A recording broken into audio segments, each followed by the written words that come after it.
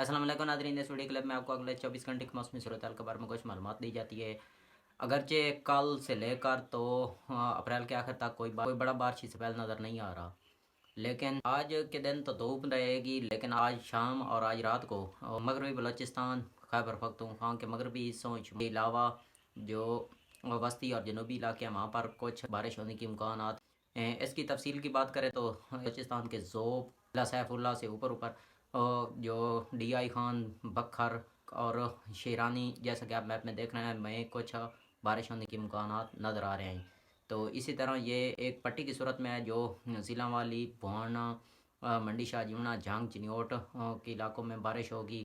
इसके अलावा ये मुल्तान के कुछ इलाकों में भी बारिश होने के इम्कान नज़र आ रहे हैं, यानी कि ये एक लोकल डेवलपमेंट है। तो आज रात को कुछ इलाकों में बारिश हो सकती है कि कल से लेकर तो अप्रैल के आखिर तक कोई बहुत बड़ा बारिश स्पेल नज़र नहीं आ रहा, अलबत्ता कहीं भी लोकल डेवलपमेंट हो सकती है।